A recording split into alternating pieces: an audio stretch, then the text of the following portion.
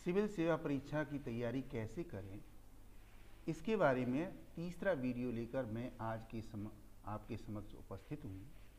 पहले वीडियो में मैंने बताया था कि प्रारंभिक परीक्षा की तैयारी कैसे की जाती है और दूसरे वीडियो में मैंने बताया था कि मुख्य परीक्षा की तैयारी कैसे करते हैं। आज इस तीसरे वीडियो में मैं आपको बताने वाला हूँ कि साक्षात्कार की तैयारी कैसे करें। तो ये तीन वीडियो आप तक बहुत ही महत्वपूर्ण पहुंच रहे हैं, कृपया आप ध्यानपूर्वक सुनें। साक्षात्कार में आपको वाक् चातुर्य से अपनी चमत्कारी विजेता बनना होगा। तैयारी करने के लिए महत्वपूर्ण चिंतनशील या तथ्यात्मक परामर्श बिंदु क्या हैं, इस चर्चा हम यहाँ पर करेंगे। इससे पहले कि हम इस वीडियो को शुरू करें, आप हमारे चैनल को सब्सक्राइब कर लीजिए, लाइक कर लीजिए, शेयर कर लीजिए, ताकि बराबर आपको जानकारी मिलती रहे। यहाँ पर मैं ये बता देना चाहता हूँ कि इस वीडियो के अंदर जो भी हमने विषय सामग्री या चित्र लिए हैं वे इंटरनेट अथवा पुस्तकों से लिए हैं और इनको केवल समझने और समझाने के उद्देश्य से लिया गया है। ये किसी भी तरीके से साक्ष्य नहीं है, ऐतिहासिक साक्ष्य नहीं है। तो साक्षात्कार की तैयारी कैसे करें? साक्षात्कार क्या होता है? एक व्यक्तित्व परीक्षण होता है। सबसे पहले हमें यह जानना होगा कि आखिर साक्षात्कार में मूल्यांकन के आधार बिंदु क्या होते हैं, वे बेसिक पॉइंट्स क्या हैं जिन पर मूल्यांकन किया जाता है। तो वो मैं आपको यहाँ पर बताने जा रहा हूँ। सबसे पहली चीज मानसिक सतर्कता यानी साइकोलॉजिकल अलर्टनेस आपकी देखी जाएगी कि आप मनोवैज्ञानिक तरीके से कितना समर्थ हैं, कितने अलर्ट हैं, चीज़ों को कैसे समझते हैं, कैसे जवाब देते हैं। ये मूल्यांकन का आधार होगा। दूसरा आधार होगा आलोचनात्मक ग्रहण शक्ति। आपके अंदर आलोचनात्मक ग्रहण शक्ति कितनी है? क्या वो इस पद के लिए उपयुक्त है? तो इस चीज पर आपका मूल्यांकन किया जाएगा। अगली बात स्पष्ट एवं तर्कसंगत प्रतिपादन क्षमता। आपका लॉजिक देखा जाएगा कि आप जो भी जवाब देते हैं या जो भी ज्ञान आपके पास है वो कितना लॉजिकल है और कितनी स्पष्ट विचारधारा आप रखते हैं और उस विचारधारा से दूसरों को प्रभावित कर पा रहे हैं या नहीं कर पा रहे हैं। ये मूल्यांकन का आधार होगा। तीसरी जो बात होगी, अगली जो बात होगी वो होगी संतुलित निर्णय शक्ति। आपकी जो निर्णय क्षमता है वो देखी जाएगी कि आप किन विषयों पर किस तरीके से निर्णय लेते हैं, आप समस्याओं का सामना कर पा रहे हैं या नहीं कर पा रहे हैं, ये देखा जाएगा। अगली बात है रुचि की विविधता एवं गहराई। आप देखा जाएगा कि आपके जो इंटरेस्ट हैं वो कितने डाइवर्सिफाई हैं, किन किन क्षेत्रों में आप इंटरेस्ट रखते हैं और उनमें कितनी गहराई है, जिसमें देखा जाएगा कि आपको ज्ञान के अलावा, योग्यता के अलावा और कौन सी हॉबी है। गायन हो सकता है, भोजन बनाना हो सकता है, खेलना हो सकता है, तैराकी हो सकता है, कोई भी अन्य हो सकता है, तो वो भी जानकारी इसमें ली जा सकती है। अगली बात है बौद्धिक क्षमता एवं ईमानदारी। देखिए, आप बौद्धिक क्षमता तो आपके अंदर है, ये तो निश्चित है, क्योंकि आप 2 परीक्षाएं पहले ही उत्तीर्ण कर चुके हैं और मुख्य परीक्षा पास करना सिविल सेवा की कोई साधारण बात नहीं होती है। तो इसमें कोई शक नहीं है कि आपके अंदर बौद्धिक क्षमता है, लेकिन उसमें ये देखा जाएगा कि वो बौद्धिक क्षमता कितनी ईमानदार है, उसमें कितनी ईमानदारी है चीज़ों को समझने की, चीज़ों के ऊपर निर्णय लेने की, हर तरीके की। तो ऑनेस्टी देखी जाएगी, उस इंटेलिजेंस के अंदर ऑनेस्टी देखी जाएगी। अगली बात है नेतृत्व कुशलता एवं संगठन की योग्यता। आपके अंदर नेतृत्व कुशलता है कि नहीं, लीडरशिप है कि नहीं, आप कितने कुशल है उसमें। और संगठन की योग्यता, कहने का मतलब है कि जिन अधिकारियों की नियुक्ति होनी है, जो चयन होना है, वो जब आप होंगे तो खास तौर से आपको तो काम करवाना है दूसरों से, तो उसमें संगठन बनाना पड़ेगा, आपको कौशल दिखाना होगा, वो मूल्यांकन का आधार होता है। अगली बात है प्रबंधन कौशल, यानी मैनेजमेंट करना, व्यक्तियों का मैनेजमेंट करना, संसाधनों का मैनेजमेंट करना, समय का मैनेजमेंट करना, परिस्थितियों का मैनेजमेंट करना, घटनाओं का मैनेजमेंट करना, ये सारी की सारी चीज़ें अपेक्षा की जाती है कि आप ये सब कर पाएंगे। अगली बात है चारित्रिक दृढ़ता एवं व्यवहारिक सरलता। आपका चरित्र दृढ़ होना चाहिए। दृढ़ का मतलब है जो आपने डिसीजन ले लिया है, जो आपने जवाब दे दिया है, जो आपने कह दिया है, वो उस पर आप टिकने चाहिए। ऐसा नहीं कि थोड़े समय के बाद आपने निर्णय बदल लिया। तो ये चारित्रिक दृढ़ता नहीं कहलाएगी। और व्यवहार कैसा हो? व्यवहार सरल हो, जो कि दूसरों को आसानी से प्रभावित कर सके। ये मूल्यांकन का आधार होता है। और अंतिम जो बात है कि आपकी जो टोटल पर्सनालिटी है वो बहुत ही इफेक्टिव होनी चाहिए, कि जहाँ लगे कि भीड़ में कोई आ गया है, ऐसा व्यक्तित्व आपका होना चाहिए। भीड़ में अलग दिखने चाहिए। वो क्षमता, वो कौशल, वो योग्यता आपके चेहरे से झलकनी चाहिए, आपके व्यक्तित्व से झलकनी चाहिए। तो ये होती है मूल्यांकन के आधार। अब बात करते हैं कि आगे साक्षात्कार की तैयारी कैसे करें। तो इस संबंध में मैं कुछ आपको परामर्श देना चाहता हूं। आप ध्यानपूर्वक सुने और उसे अमल में लाएं। सबसे पहली बात, साक्षात्कार देने के लिए आपको स्वयं का विवरण तैयार करना होगा। बहुत से ऐसे सवाल हैं, जैसे ही आप एंटर करेंगे, आप बैठेंगे, आपके बारे में ही सवाल पूछे जाएंगे। तो आपको अपने बारे में तैयार होकर के जाना है। इसमें 4-5 बिंदु हैं जिन पर आपको ध्यान देना है। वो क्या है? आवेदन पत्र में दी गई सूचनाओं का पुनर्संज्ञान लें। यानी कि आपने जब मुख्य परीक्षा का आवेदन पत्र भरा है, उसमें क्या सूचनाएं दी हुई हैं, उनको आप फिर से पढ़ें, समझें और तैयार हों कि यदि इन पर कोई प्रश्न पूछा जाएगा तो मैं किस तरीके से उत्तर दूंगा या दूंगी।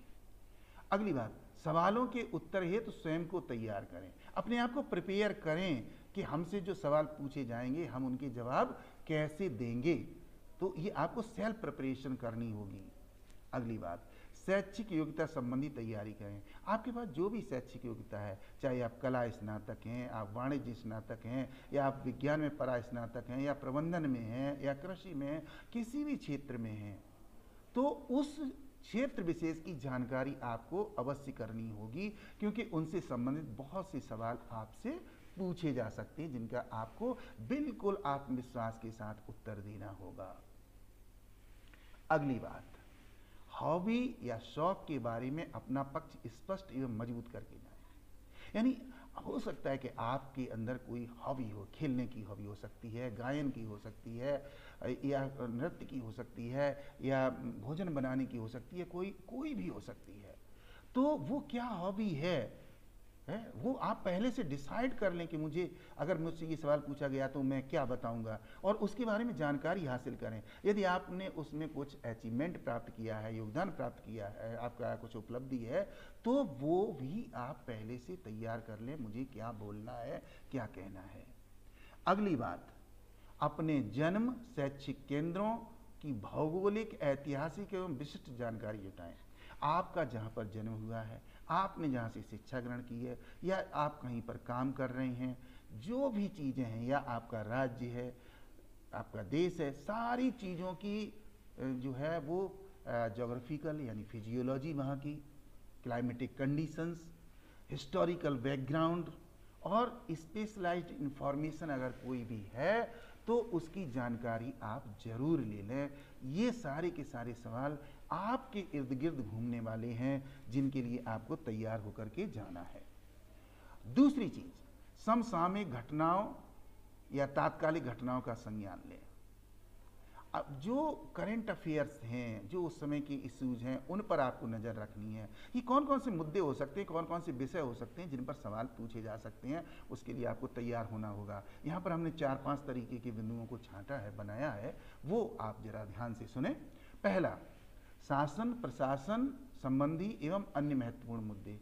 यानी शासन या प्रशासन से संबंधित कुछ इंपॉर्टेंट इश्यूज चल रहे हैं तो उन पर आपको जरूर नज़र रखनी पड़ेगी। उनको पढ़कर जाना होगा, उनको गहराई से देखना होगा, क्या संभावनाएं हैं, क्या समाधान हैं, ये आपको सोचना होगा। अगली बात, पर्यावरण जलवायु संबंधी विषय, इन्वायरमेंट इस समय पूरे विश्व के अंदर चिंतन का विषय बना हुआ है। क्लाइमेटिक कंडीशंस, वेदर चेंजेस, ये सारी की सारी चीज़ें जो हैं बहुत ही महत्वपूर्ण है। इन पर क्या काम हो रहा है, क्या समस्याएं हैं, किस तरीके के निदान ढूंढे जा रहे हैं और किस तरीके के निदान और हो सकते हैं, इन चीज़ों पर आपको नज़र रखनी होगी।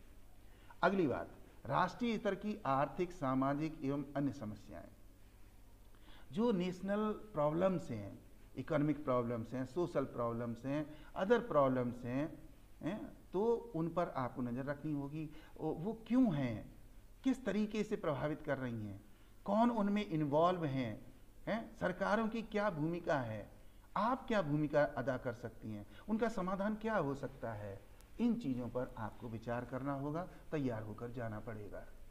अगली बात, शिक्षा, स्वास्थ्य, न्याय, सुरक्षा संबंधी विषय। जो हमारा एजुकेशन सिस्टम है, या जो हमारा हेल्थ पैटर्न है, या जो हमारी जुडिशरी से संबंधित मुद्दे हैं, या सुरक्षा संबंधी मुद्दे हैं, उन पर भी आपको नज़र रखनी होगी, विचार करना होगा, गहराई से अध्ययन करना होगा, और उनसे संबंधित सवालों का जवाब देने के लिए आपको तैयार होना पड़ेगा। अगली बात, अंतर्राष्ट्रीय घटनाएं एवं मामले। जो इंटरनेशनल इवेंट्स हो रहे हैं, इंटरनेशनल इश्यूज हैं, वो आपको उन पर नज़र रखनी पड़ेगी। उनमें किस तरीके की वो समस्याएं, किस तरीके के विवाद हैं, उसमें भारत की क्या भूमिका है, उसमें अंतर्राष्ट्रीय संस्थाओं की क्या भूमिका है, और उसमें कहाँ तक संभावनाएं हैं, कहाँ तक सफलताएं मिल चुकी हैं, इन सारी बातों पर आपको विचार करना होगा। अगला जो तीसरी महत्वपूर्ण बात है वो है व्यवहारिक ज्ञान, कौशल एवं दृष्टिकोण। आपका जो नॉलेज स्किल है वो व्यवहारिक होना चाहिए, और इससे संबंधित जो आपका दृष्टिकोण है वो किस तरीके का होना चाहिए। यहाँ पर हमने 4-5 बातों को शामिल किया है, उन पर जरा नज़र डालें। सबसे पहली बात, आपका जो दृष्टिकोण है वो लोक हितकारी होना चाहिए।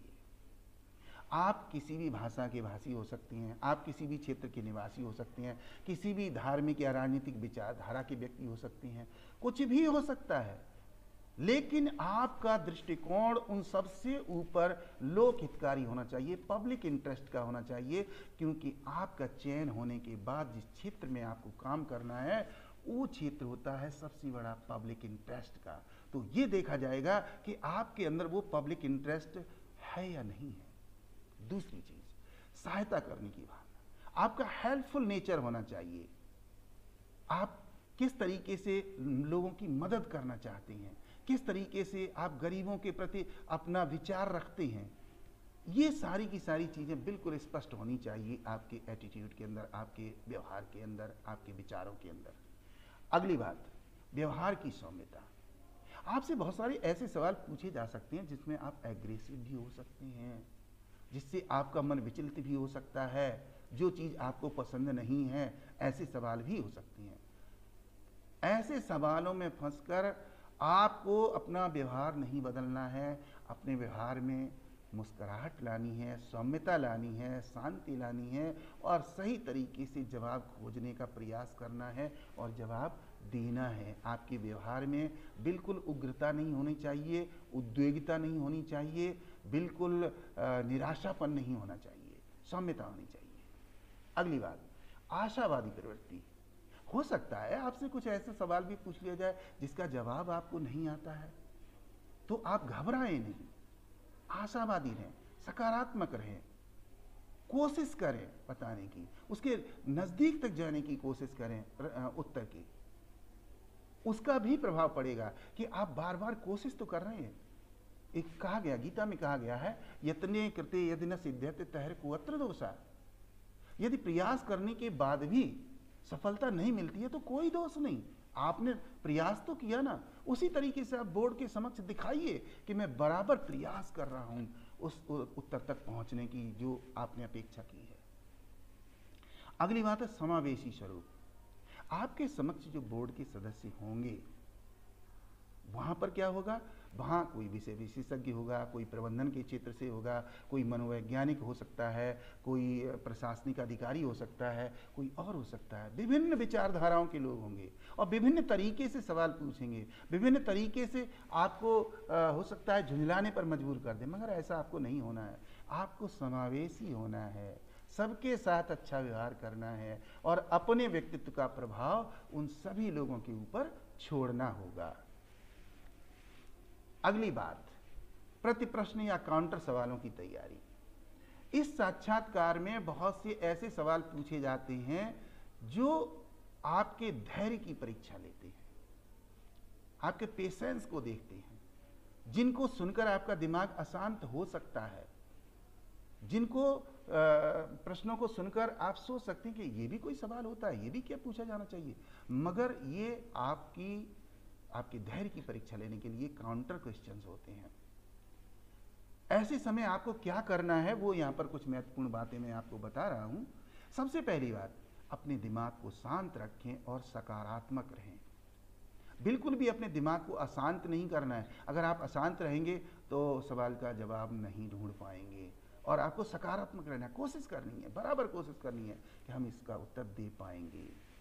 अगली बात है, विवेकपूर्ण उत्तर देने का प्रयास करें। जो भी आपसे सवाल पूछा गया है उसके बारे में सोचें, विवेकपूर्ण तरीके से सोचें और उसी तरीके से उत्तर देने का प्रयास करें। हो सकता है कि वो उत्तर आपका सही हो जाए।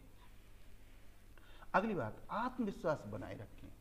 ये प्रश्न पूछे ही इसीलिए जाते हैं कि आपका आत्मविश्वास डगमगाए, आप अपना धैर्य खो बैठें, आप अपनी चिंतन शक्ति में घबरा जाएं, इसीलिए पूछे जाते हैं। तो आपको ऐसा नहीं करना है। आप अपना आत्मविश्वास बनाए रखें, सकारात्मक रहें, दिमाग को शांत रखें और सोचें कि क्या उत्तर की संभावना बन रही है और उसके आधार पर आपको उत्तर देना है। अगली बात, वाक चातुरी का सहारा लें।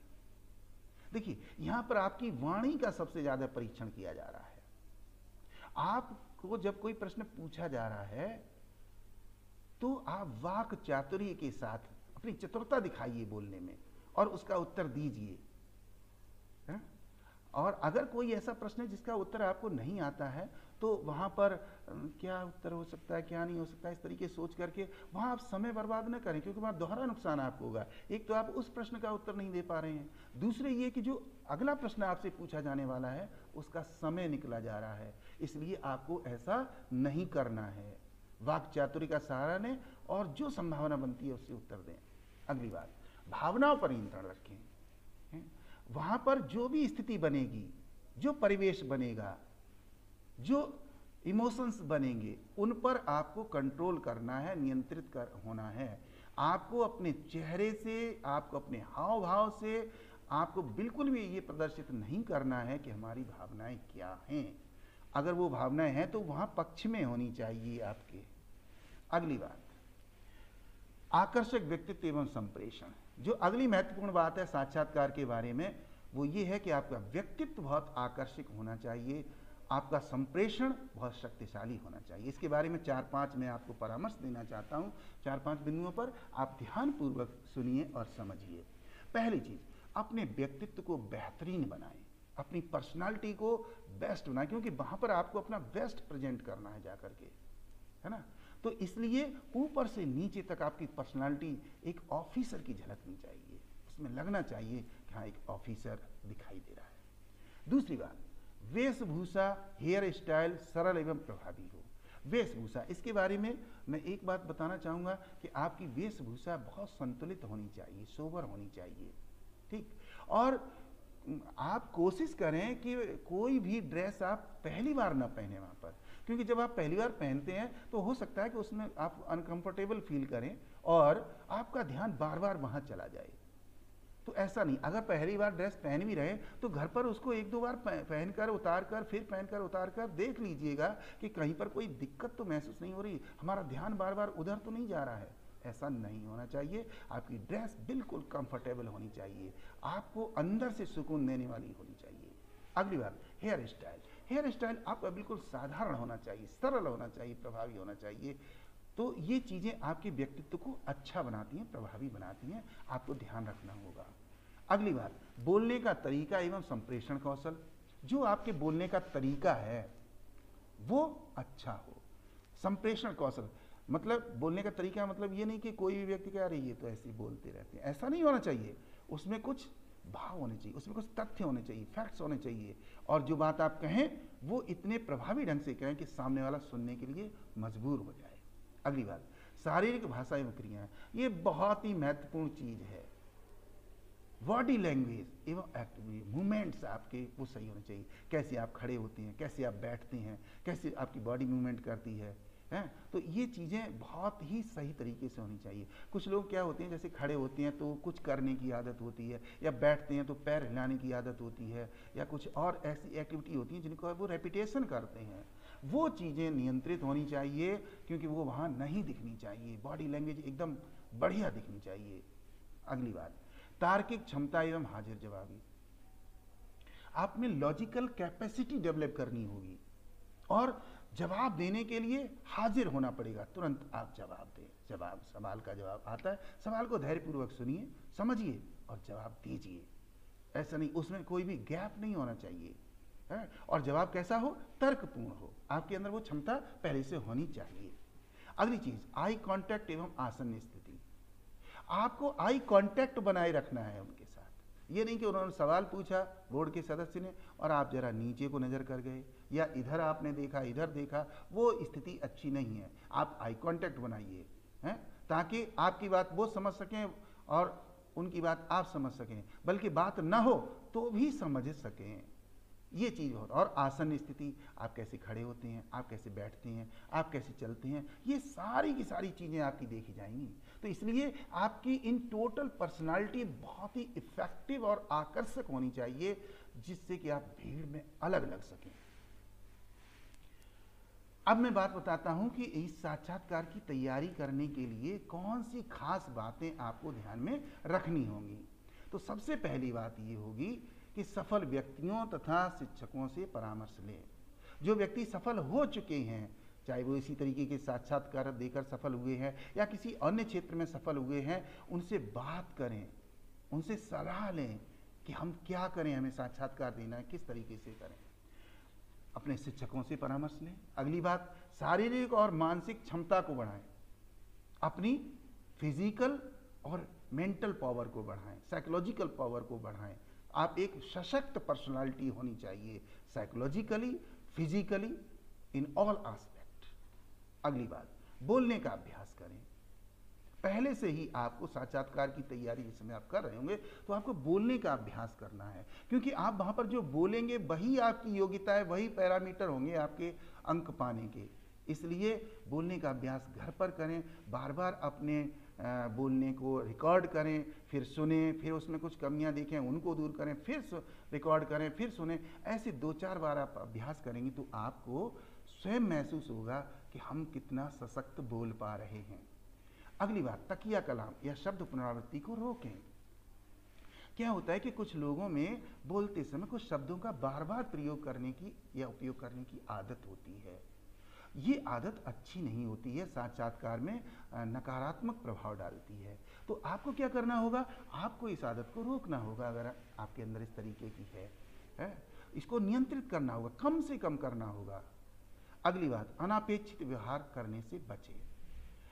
कोई भी इस तरीके का व्यवहार ना करें जिससे कि आपकी नकारात्मक सोच वहां पर प्रदर्शित हो या आपके व्यक्तित्व पर नकारात्मक प्रभाव पड़े। तो कोशिश बराबर करनी है कि आपका व्यवहार सौम्य हो, अच्छा हो, प्रभावकारी हो और अनापेक्षित ना हो।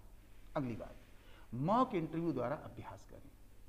आप अपने साथियों के साथ, अपने शिक्षकों के साथ और अन्य लोगों के साथ, जिसके साथ भी आप चाहते हैं उनके साथ मॉक इंटरव्यू करें।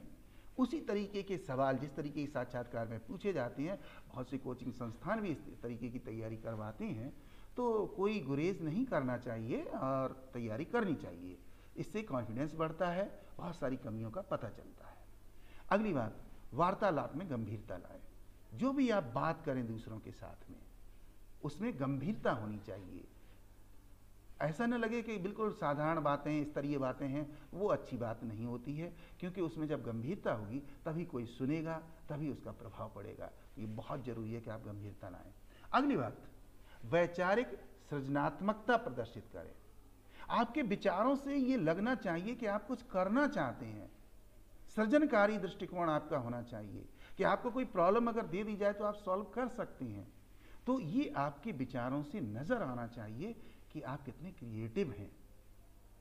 ओके। अगली बात, वैज्ञानिक दृष्टिकोण, तकनीकी विकास एवं आधुनिक विचारधारा को समावेशित करें। जब आप तैयारी कर रहे होंगे तो आपको अपना दृष्टिकोण साइंटिफिक अपनाना चाहिए।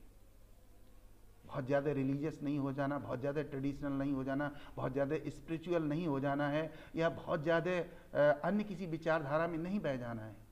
साइंटिफिक होना चाहिए, जिससे कि परिणामों की अपेक्षा की जाती है। अगली, तकनीकी विकास में विश्वास करें, उससे संबंधित जानकारियां जुटाएं, अपने व्यवहार में लाएं, अपने ज्ञान में वृद्धि करें उससे, और आधुनिक विचारधारा को समावेशित करें। जो जो मॉडर्न आइडियोलॉजी है, जो प्रोग्रेसिव आइडियोलॉजी है, उसको अपने ज्ञान से जोड़ें, अपने व्यवहार से जोड़ें, अपने विचारों से जोड़ें। अगली बात और अंतिम बात ये कि आप एक सुशिक्षित है, आपके उस सुशिक्षित होने का वहाँ प्रदर्शन होना चाहिए। आप ये प्रदर्शित करें कि आप कितने जिज्ञासु हैं, क्या क्यूरियोसिटी आपके अंदर है, और आप एक प्रगतिशील नागरिक के रूप में उपस्थित हों वहाँ पर, कि आपके अंदर कुछ कर गुजरने का जज्बा है। तो ये कुछ ध्यान देने योग्य बातें मैंने आपको बताई हैं, जिन पर आप अमल करेंगे तो आप साक्षात्कार के लिए बहुत अच्छी तरीके से तैयार हो जाएंगे। तो आज के इस वीडियो में मैंने आपको बताया कि साक्षात्कार की तैयारी कैसे करेंगे। अवलोकन हेतु आभार, बहुत बहुत धन्यवाद आपका। Thanks to watch. हाँ, अंत में एक निवेदन कि आप हमारे चैनल को सब्सक्राइब कर लीजिए, लाइक कर लीजिए और शेयर कर लीजिए, ताकि सभी लोगों को अच्छी जानकारी मिलती रहे। और हमें घंटी बजा करके या आइकॉन से या नोटिस ज़रूर दीजिए कि आप कितना इससे लाभ उठा पा रहे हैं। बहुत बहुत धन्यवाद।